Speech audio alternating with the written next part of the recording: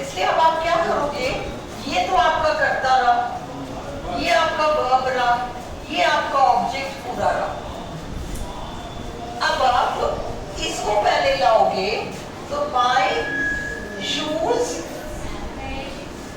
ये had as it is आएगा, had as it is आएगा, और क्योंकि ये अतीत का रेफरेंस दे रहा है इसलिए बीन तो आना ही है।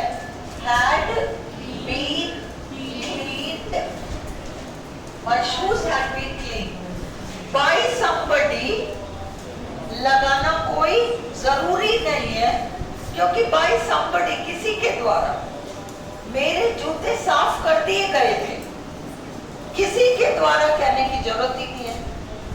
जब हमारा सब्जेक्ट अननोन हो, पता ही नहीं किसने, किसी ने मेरी खिड़की तोड़ दी, मेरी खिड़की तोड़ दी गई, किसी के द्वारा कहने की जरूरत ही नहीं है क्योंकि सब्जेक्ट आपका अननोन है। उसी तरीके से जब हमारा सब्जेक्ट सर्वविदित हो, भाई पुलिस ने चोर को अरेस्ट किया, आप और हम तो किसी भी चोर को अरेस्ट करने से रहे, अरेस्ट का काम तो पुलिस ही करती है, सर्वविदित है। तो अगर हमने कह दिया द थीफ वाज अरेस्टेड तो काम पूरा हो गया, बाय द पुलिस लगाने की जरूरत ही नहीं है। अननोन सब्जेक्ट या बहुत वेल नोन सब्जेक्ट, इसमें आपको बाय लगाने की जरूरत नहीं है। अब सुनो, प्लेन को हाईजैक कर दिया गया, हाईजैक समझते हो ना, प्लेन्स हाईजैक हो जाती है, प्लेन्स को हाईजैक कर दिया जाता है, द प्लेन वॉज हाईजैक। अभी अंडरस्टूड है कि टेररिस्ट ही हाईजैक करते हैं, बाय द टेररिस्ट मत लगाओ क्योंकि टेररिस्ट एक कॉमन नाउन है ना, और इसलिए टेररिस्ट ही करते, जैसे पुलिस ही अरेस्ट करती है वैसे टेररिस्ट ही हाईजैक करते हैं। आपको अलग से बाय द टेररिस्ट लगाने की जरूरत नहीं है। पर अगर अब टेररिस्ट के भी बहुत सारे ग्रुप्स हैं, फलानी ग्रुप ने जिम्मेदारी ली, हमने किया, अब बताओ क्या करोगे तुम, हमने किया, तो उसमें किसी का नाम आता है, किसी टेररिस्ट ग्रुप का नाम आता है, इन्होंने हाईजैक किया, XYZ group hijack the plane. अब आप लगाओगे the plane was hijacked by XYZ group. अगर XYZ ग्रुप का नाम ही नहीं आता तो फिर वो एक कॉमन नाउन है, टेररिस्ट, है ना। भाई कोटा के कोचिंग इंस्टीट्यूट्स ने ये घोषणा करी, कॉमन नाउन है, फलाने कोचिंग इंस्टीट्यूट ने की, अब वो एक पर्टिकुलर हो जाता है, वहां आप बाय लगाओ, समझ में आई। तो my shoes had been cleaned में आपका काम पूरा हो गया, बाय समबडी लगाने की जरूरत नहीं है। अगला है they painted the house, they painted the house. अब दे आपका सब्जेक्ट हो गया, ये एक ही वर्ब है पेंटेड, आपके आंसर में दो वर्ब्स आने होंगे। दे पेंटेड द हाउस आपका ऑब्जेक्ट है, द हाउस पास्ट टेंस है, भूतकाल है, सिंपल पास्ट है, सिंपल पास्ट कैसे बदलेगा, was और थर्ड फॉर्म was painted। अब यहां देखो ये कर्ता अननोन है, जाने कौन है ये दे कौन है अपने को नहीं पता, अननोन है, मत लगाओ। द हाउस वॉज पेंटेड, खत्म। पास्ट टेंस है, जैसे हमने प्रेजेंट टेंस में क्या लिखा था, I write a letter is written. a letter. A letter was written. Clear है? उसी तरीके से they painted the house. Someone opened the door. Someone opened the door.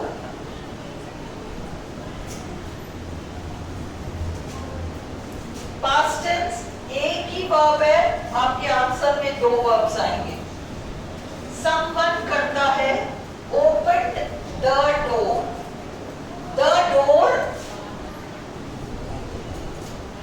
अभी opened past tense है, simple past है, was opened third form.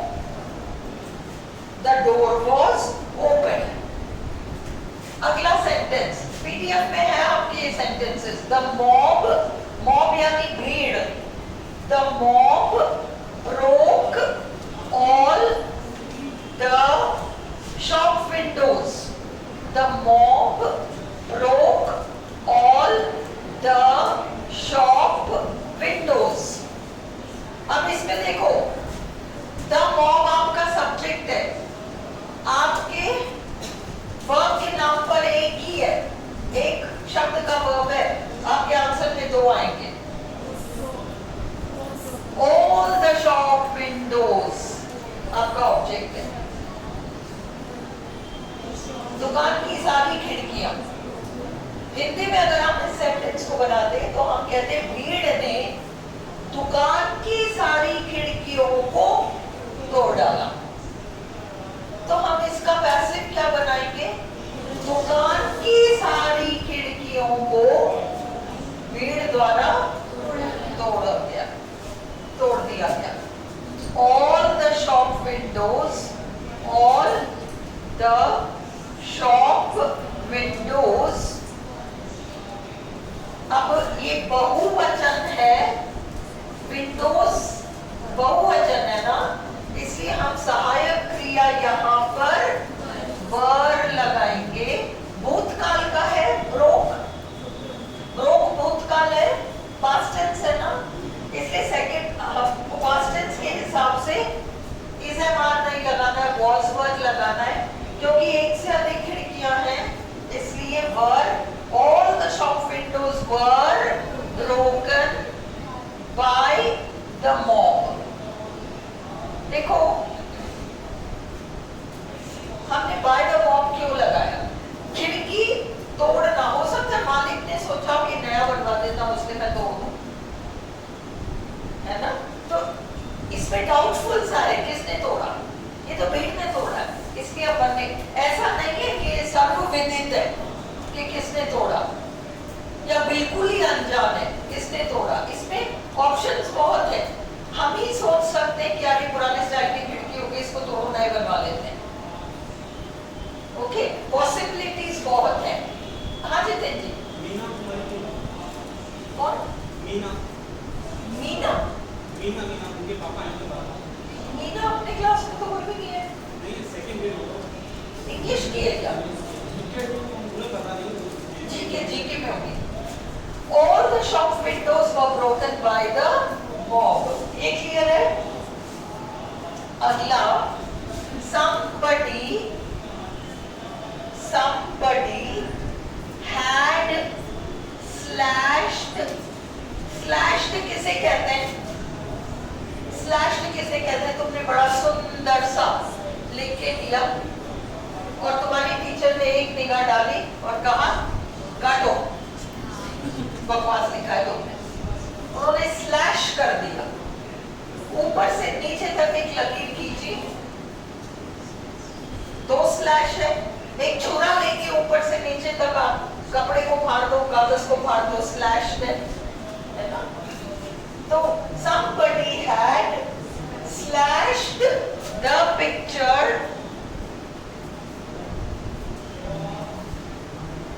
with a knife. अब इस sentence को देखो. somebody आपका कर्ता हो गया, सब्जेक्ट. क्रिया के नाम पर दो है तो आपको आंसर में तीन ढूंढना है. अगर एक्टिव पैसिव में कंफ्यूज हो जाओ तो वर्ब ढूंढो कितने हैं और टेंस देख लो जिसमें प्रकार somebody had slashed the picture और ये एक्स्ट्रा ये आपका एक्स्ट्रा है ना, समझ में आई? एक्स्ट्रा क्यों है ये समझ में आया? somebody had slashed the picture with a knife का पिक्चर से कोई लेना देना नहीं है, with a knife का पिक्चर से कोई लेना देना नहीं है, वो एडिशनल है, एक्स्ट्रा है। तो अपन बनाएंगे द पिक्चर, और ये अतीत की बात है इसलिए बीन आएगा। शिव ये क्लियर हो रहा है? हैड बीन स्लैश्ड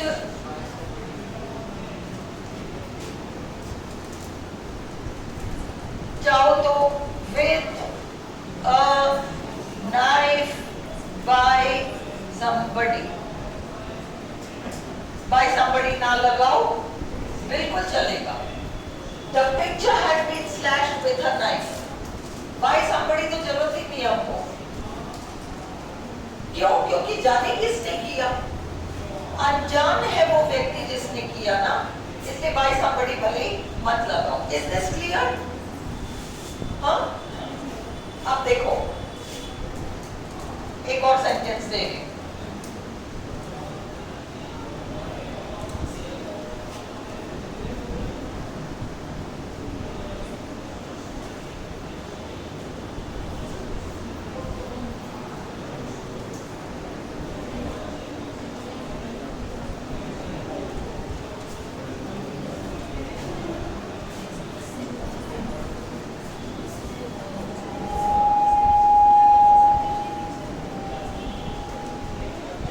अब इस सेंटेंस को देखो, she bought the book with a blue cover। अब इसमें she आपका सब्जेक्ट है, एक शब्द का bought वर्ब है, तो अब आपको दो वर्ब्स लाने पड़ेंगे पैसिव में। ये गिनो ओरिजिनल में कितने आ रहे हैं और तुम्हारे ट्रांसफॉर्म्ड में कितने आ रहे हैं, तो दो वर्ब्स लगाना है अपने को। बट यहाँ क्या आप जैसे ऊपर वाले सेंटेंस में पिक्चर से जुड़ा हुआ नहीं है विद अ नाइफ, पिक्चर के साथ नाइफ जुड़ा हुआ नहीं है, किसी ने तस्वीर को चीर डाला चाकू के सहारे से, चाकू का उस पिक्चर से कोई रिलेशन नहीं है। अंडरस्टूड? तो तुमने किया the picture had been slashed with a knife. तुम ये नहीं बना सकते थे the picture with a knife, the picture with a knife had been slashed. क्या ये बन सकता था? क्यों नहीं बन सकता था the picture with a knife? क्योंकि पिक्चर नाइफ के बारे में नहीं है, कोई पिक्चर है और किसी ने उसको चाकू लेकर चीर डाला। पिक्चर अलग है, चाकू अलग है, और उन दोनों का कोई आपसी रिलेशन नहीं है, इसलिए अपन इसको ये नहीं बना सकते थे the picture with a knife had been slashed. ये क्लियर है पीछे आप सबको क्यों है? हम सेपरेट कर सकते हैं, पिक्चर का नाइफ से कोई लेना देना नहीं है। बट अब आप इस सेंटेंस को देखो, she bought the book with a blue cover. क्या बुक का ब्लू कवर से संबंध है? बिल्कुल संबंध है। उसने उस बुक को खरीदा जिसका भी कवर नीला है, उसने उस बुक को खरीदा जिसका कवर नीला है। इसलिए अब हम जब पैसिव बनाएंगे तो हम इसको अलग नहीं कर सकते, हमको बनाना पड़ेगा the book with the blue cover पूरा। The book with the blue cover was bought by her। Clear हुआ या नहीं? शुभम क्लियर हुआ या नहीं? दोबारा बताओ। ये देखो, somebody had slashed the picture और इसके बाद with a knife आ रहा है। ये नाइफ का इस पिक्चर से कोई लेना देना नहीं है, नाइफ अलग है, पिक्चर अलग है। ऐसे में आप द पिक्चर को ऑब्जेक्ट मानकर इसको छोड़ दोगे और आप बनाओगे the picture had been slashed with a knife. आपने पिक्चर विथ अ नाइफ नहीं किया, the picture had been slashed with a knife किया। पर अगले सेंटेंस में वो विमला कमला जो भी थी, she bought the book with a blue cover. अब इसमें ये नीला कवर डायरेक्टली इस बुक से रिलेटेड है। उसने वो बुक खरीदी जिसका की कवर नीला है। अब आप इसको इससे अलग नहीं कर पाओगे और आपको पैसिव बनाना पड़ जाएगा the book with a blue cover. ये एक शब्द का है past tense simple past bought. The book with a blue cover was bought by her. ये क्लियर हुआ या नहीं? चलो अगला मिटा दो इसको। हाँ? हाँ।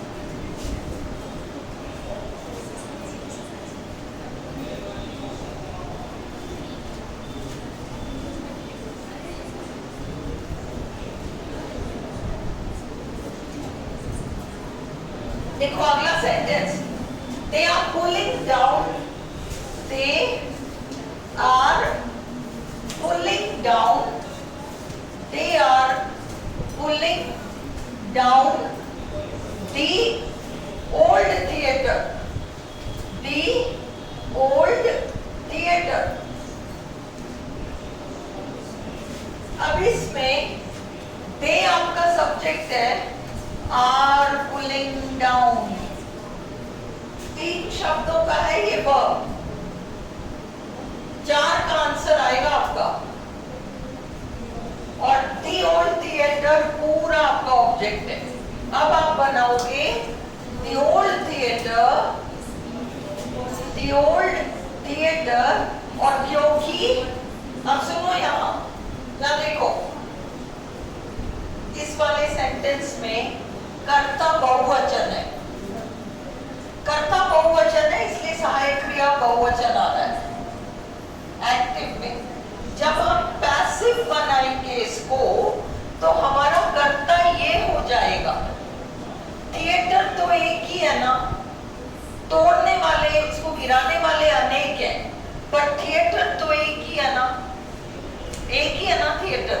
इसलिए The old theater एक वचन, ये प्रेजेंट टेंस है, is और क्योंकि या ing है इसलिए being pulled down।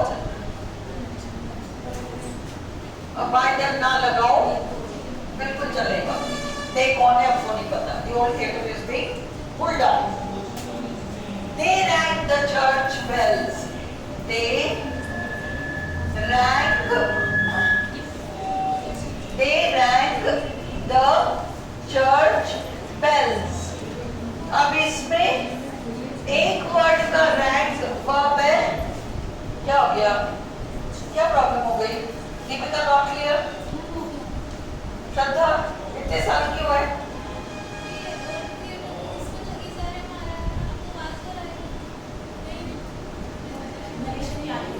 One second. हाँ क्या कह रही हो? मेरे को भी हुआ था नरेशन मिक्स हो गया पैसे। One second. एक्टिव पैसिव में वो जो टेंस चेंज होता है ना, वो उसमें होता है जो इन्वर्टेड कॉमास के अंदर होता है। जहां इन्वर्टेड कॉमास के अंदर कुछ आता है ना, वो वाला हिस्सा टेंस चेंज होता है, वो नरेशन है। क्लियर है? ये हमारा एक्टिव पैसिव है, इसमें टेंस चेंज नहीं होगा, इसमें वही टेंस मेंटेन होगा। तो इसमें क्या परिवर्तन आता है? इसमें क्या परिवर्तन आता है? इसमें ये सब्जेक्ट है बहुवचन, इसके अकॉर्डिंग हमने सहायक क्रिया लगाया था। ये बहुवचन सब्जेक्ट है, इसके अकॉर्डिंग हमने सहायक क्रिया लगाया था, है ना? और ये ऑब्जेक्ट है, और जब हम पैसिव बनाएंगे, इसको सब्जेक्ट बनाएंगे, तो अब हमें इसके अकॉर्डिंग सहायक क्रिया लगाना पड़ेगा। The whole theater is, क्योंकि वो एक ही थिएटर है, उसको गिराने वाले दे थे, इसलिए यहाँ पर बहुवचन आया। क्लियर हुआ या नहीं? एक्टिव पैसिव में टेंस चेंज नहीं होता, सब्जेक्ट के अकॉर्डिंग ऑक्सिलरी लगता है। क्लियर हुआ? चलो, they rang the church bells, कैसे बनेगा? The church bells, the church bells बहुवचन है, श्रद्धा क्या आएगा? आर क्यों आएगा?